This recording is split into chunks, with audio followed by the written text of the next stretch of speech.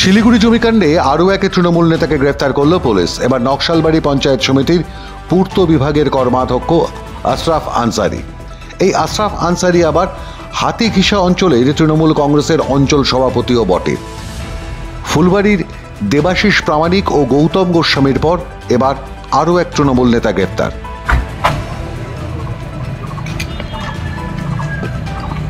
আপনাকে কি অ্যারেস্ট করা হয়েছে? আমাকে অ্যারেস্ট করছে। কেন, কি কারণে? কারণ বলে আমি জমিনের দালাল, ঠিক আছে, যেহেতু আমি বারবার সিএমকে কমপ্লেন করছি, যার জন্য পুলিশ এবং বিএলও দপ্তরে হচ্ছে প্রেশার হচ্ছে, যার জন্য আমাকে অ্যারেস্ট করা হচ্ছে।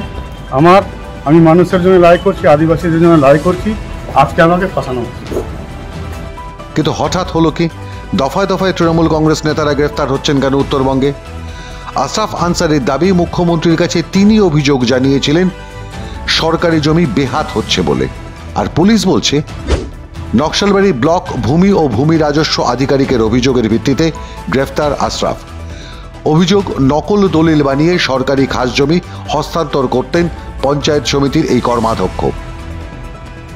একদিকে পঞ্চায়েত সমিতির পূর্ত কর্মাধ্যক্ষ, অন্যদিকে তৃণমূল কংগ্রেসের অঞ্চল সভাপতি।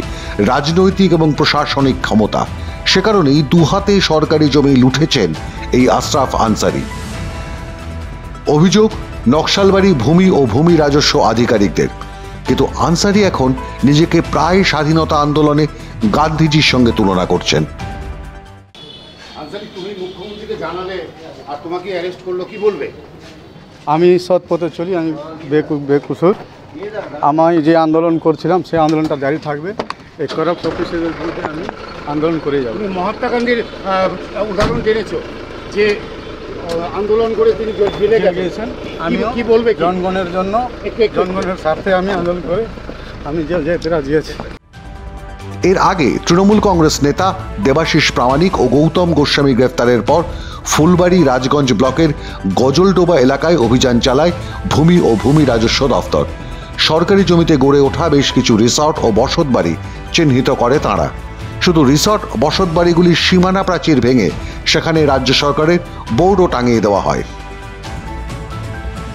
এদিকে শিলিগুড়ি পুরসভার দাপুটে কাউন্সিলর রঞ্জনশীল শর্মা, যিনি থুতু রঞ্জন নামে পরিচিতি পেয়েছিলেন বেশ কিছুদিন আগেই, সেই থুতু রঞ্জনের নামও রয়েছে সরকারি খাস জমি দখলের অভিযোগে।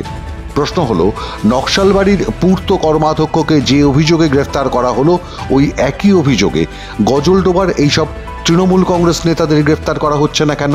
কেন গ্রেফতার করা হবে না শিলিগুড়ি পুরসভার কাউন্সিলর রঞ্জনশীল শর্মাকে?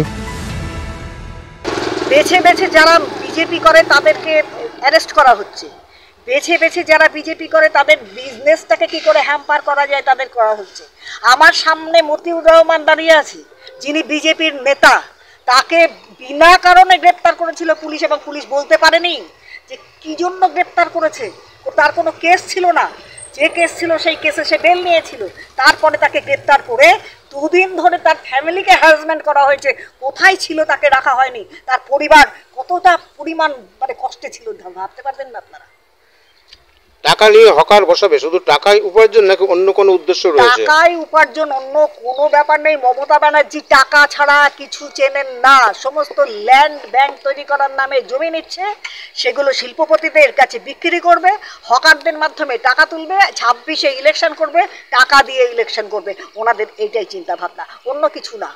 এইটাই হচ্ছে ভাবনা।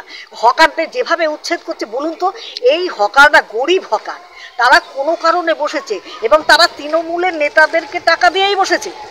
সেই তাদেরকে উচ্ছেদ করা হচ্ছে, আর এক তৃণমূল নেতাদের কাছে আবার নতুন করে বেশি পয়সা নিয়ে সে তাদেরকে আবার বসানো হবে। তাহলে কি বিজেপি বিধায়কের আশঙ্কাই ঠিক? কয়েকজন ছোটখাটো নেতাকে গ্রেফতার দেখিয়ে নিজের ইমেজ তৈরির চেষ্টা করছেন রাজ্যের মুখ্যমন্ত্রী। কারণ 21শে জুলাই মুখ্যমন্ত্রী বড় মুখ করে জানিয়েছিলেন, নিজের দলের লোকজনকেও তিনি ছেড়ে কথা বলেন না, রেয়াত করেন না। অন্যায় করলে আপনারা দেখেছেন আমি তৃণমূল কংগ্রেসকেও ছাড়ি না, তৃণমূল কংগ্রেসকেও গ্রেপ্তার করি। যদিও ডাববাড়ি ফুলবাড়ি বিধায়কের অভিযোগ, সরকার এবার ওই জমি বেচে টাকা তোলার চেষ্টা করবে এবং ওই জমি বেচার ক্ষেত্রে উত্তরবঙ্গের প্রকৃতি, ভূমি বৈচিত্র্য কিচ্ছু দেখা হবে না। কারণ ওই টাকাতেই আগামী 2026-এর বিধানসভা নির্বাচন লড়বে তৃণমূল কংগ্রেস।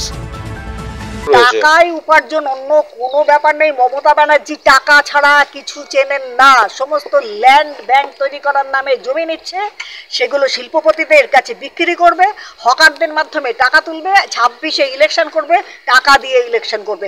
ওনাদের এইটাই চিন্তা ভাবনা, অন্য কিছু না। এইটাই হচ্ছে ভাবনা। সে কারণেই আশরাফের বক্তব্যে সন্দেহ আরও দৃঢ় হচ্ছে। আশরাফের দাবি, জমি বেহাতের কথা তিনিই নাকি প্রথমবার রাজ্যের মুখ্যমন্ত্রীকে জানিয়েছিলেন, আর তারপরই তাকে গ্রেফতারের তৎপরতা। মাধ্যম ব্যুরো রিপোর্ট।